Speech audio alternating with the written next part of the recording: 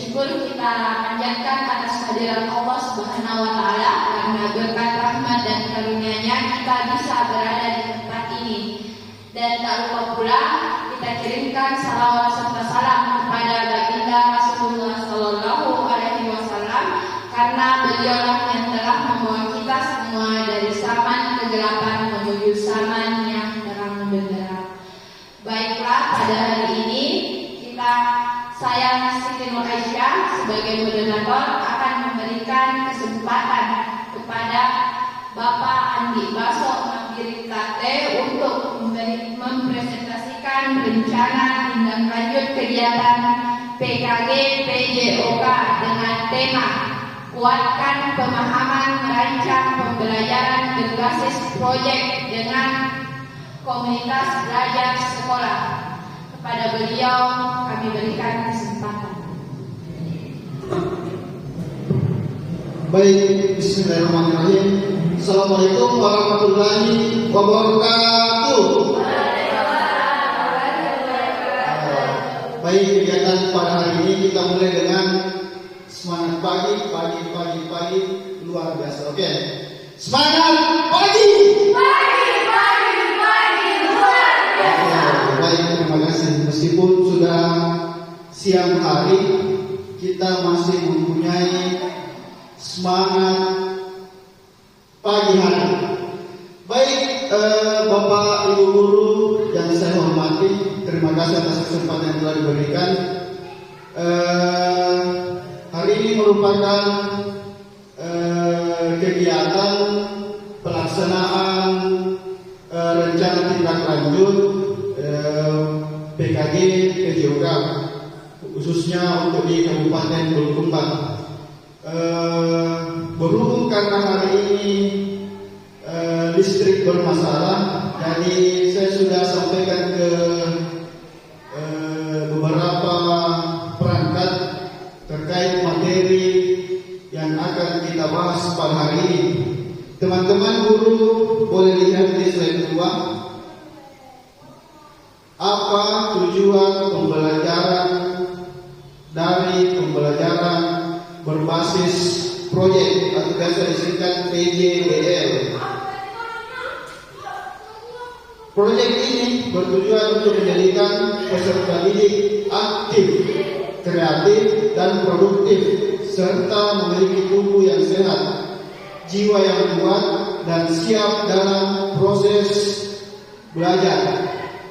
Mendukung pengembangan peserta didik di masa pertumbuhan agar mereka dapat berpartisipasi dalam pembangunan dengan baik, mewujudkan jiwa kepemimpinan murid atau student agency melalui program yang berpihak pada murid untuk membentuk karakter profil Pancasila.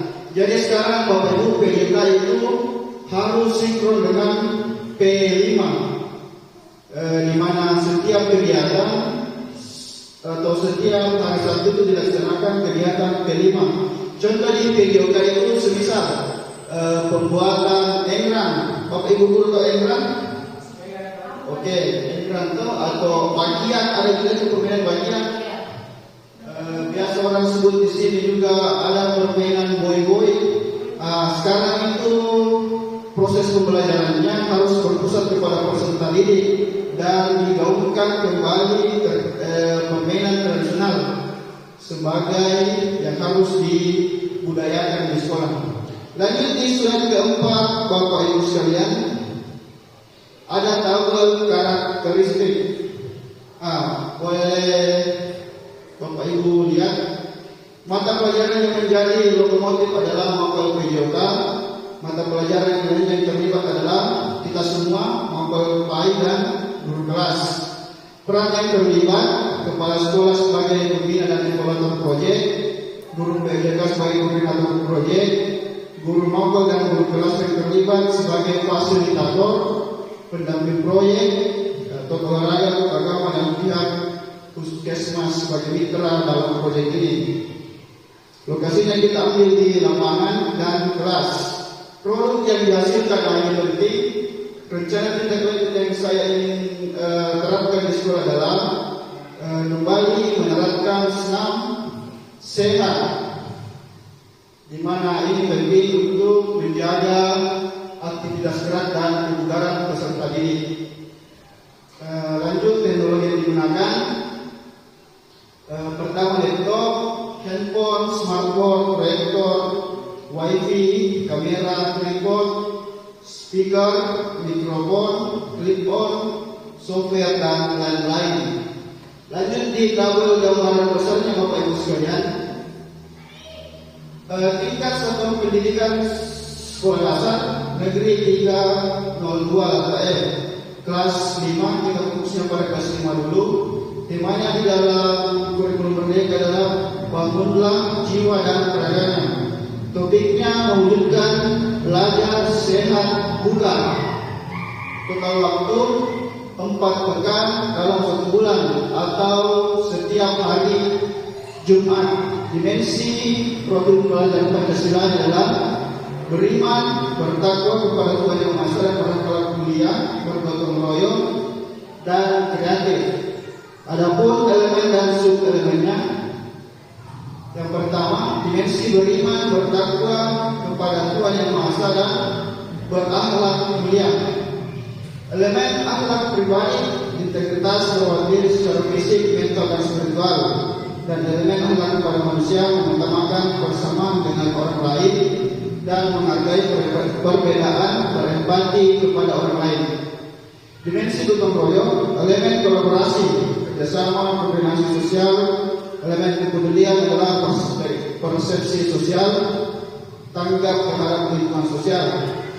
Dimensi kreatif, elemen yang menghasilkan gagasan yang orisinal dan memiliki kebebasan berpikir dalam mencari alternatif solusi permasalahan. Apa tujuan dari pembelajaran ini? Proyek ini bertujuan untuk menjadikan peserta didik aktif, kreatif, dan produktif, serta memiliki tubuh yang sehat, jiwa yang kuat, dan siap dalam proses belajar.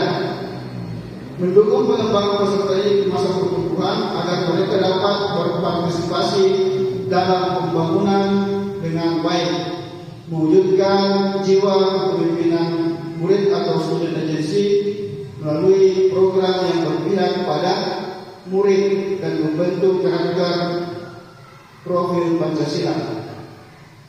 Lanjut di tabel selanjutnya Bapak Ibu sekalian, bagaimana pembagian peran dalam proyek ini? Pertama, kepala sekolah sebagai pimpinan dan pengarah atau evaluator proyek. Kedua, guru PJK sebagai koordinator proyek. Yang ketiga, guru mempelai dan guru kelas terlibat sebagai fasilitator pendamping secara langsung untuk memberikan arahan. Terakhir, tokoh olahraga, tokoh agama, dan puskesmas sebagai mitra dalam proyek ini. Yang kedua, apa aset atau kekuatan sekolah yang digunakan? Yang pertama, aset manusia seperti pimpinan sekolah, guru, peserta didik, orang tua, tokoh-tokoh yang terlibat sebagai mitra. Dan kedua, aset sosial dan politik, kemampuan seluruh unsur yang terlibat dalam proyek ini untuk menjalin kolaborasi dan sinergitas dalam hal bertanggung jawab demi mensukseskan proyek. Yang ketiga adalah aset agama dan budaya. Seperti biasa kalau dalam aspek agama dalam PJK itu pertama berdoa, dan aspek budayanya adalah gotong royong yang harus dilestarikan. Selanjutnya adalah aset lingkungan berupa lingkungan sekolah yang asri, bersih, dan nyaman. Lanjut, aset fisik, lapangan olahraga, laboratorium, dan kelas. Dan terakhir adalah aset finansial dengan didukung oleh dana BOS. Terakhir, tabel gambaran bagaimana alur dari proyek ini. Yang pertama, peluncuran proyek.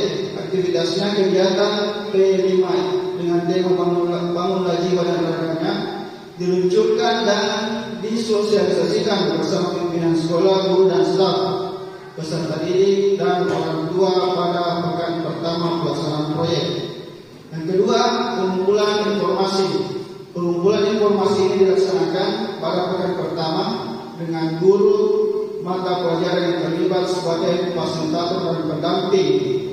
Yang ketiga adalah pengembangan dan umpan balik, pemberian materi tentang pentingnya kesehatan dan kebugaran di sekolah, pelaksanaan senam sehat setiap hari Jumat, dan umpan balik itu dilakukan secara fleksibel.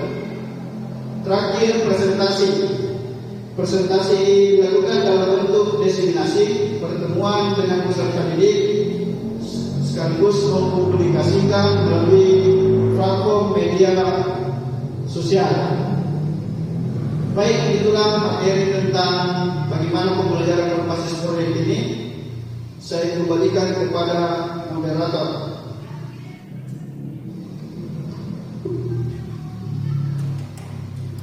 Baiklah, itulah tadi presentasi yang dilakukan oleh Bapak Andi Baso Mabilitate. Sebelumnya mari kita beri aplaus dulu. Oke, dari presentasi yang disampaikan beliau tadi, apakah dari peserta ada yang ingin memberikan pertanyaan? Saya selaku moderator memberikan kesempatan kepada para peserta untuk mengajukan pertanyaan.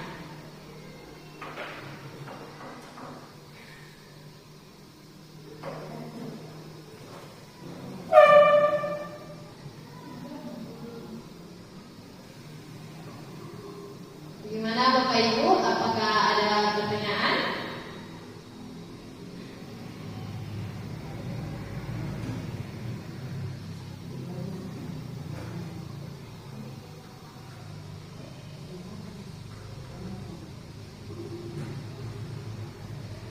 Baik, terima kasih. Sedikit menambahkan tadi,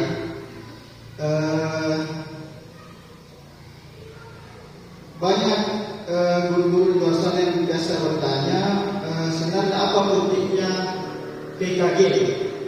Sekarang itu Bapak Ibu, program di kementerian itu setiap mapel punya wadah pengembangan kompetensi guru. Jadi tidak mesti PAI, tidak mesti juga. Sekarang juga mulai dibuat bahasa Indonesia, IPAS, bahasa Inggris, semua itu ada pengembangan kompetensi gurunya. Mungkin ini sejalan dengan agenda kementerian juga tentang bagaimana peran komunitas belajar di sekolah.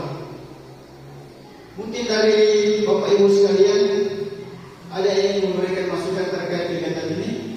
Mungkin bisa ditambahkan, jangan cuma senam saja Pak. Mungkin bisa dikasih juga sarapan sehat. Boleh kita ajarkan kepada peserta didik bagaimana menu sarapan yang sehat. Boleh ditambahkan pemberian vitamin setelah sarapan. Boleh diajarkan membawa bekal sendiri dari rumah, makanan atau minuman. Jadi sekarang juga kami itu di pelatihan ditempa untuk selalu berkolaborasi. Biasanya itu kalau guru PJOK selalu disertakan dalam aktivitas fisik. Kalau ada aktivitas fisik, biasanya guru PJOK dicari. Sekarang waktunya kolaborasi. Jadi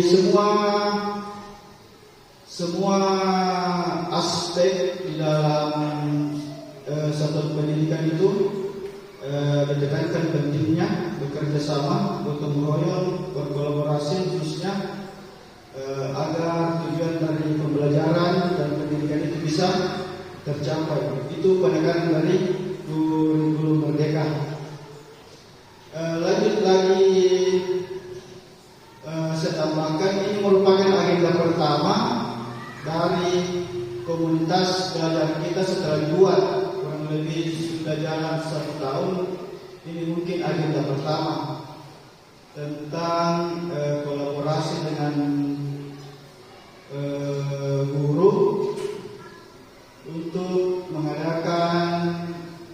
mempresentasikan rencana tindak lanjut.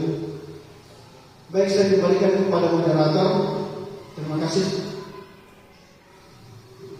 Bagaimana Bapak Ibu? Apakah ada pertanyaan atau ada Bapak Ibu sekalian yang ingin memberikan masukan?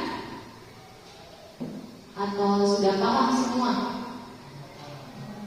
Paham?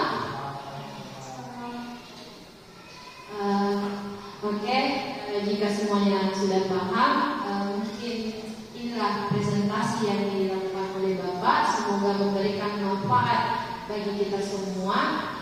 Saya selaku moderator mengucapkan terima kasih dan maaf jika ada kesalahan kata atau perbuatan, mohon dimaafkan. Sekian, saya tutup kegiatan hari ini dengan mengucapkan hamdalah. Wassalamualaikum warahmatullahi wabarakatuh.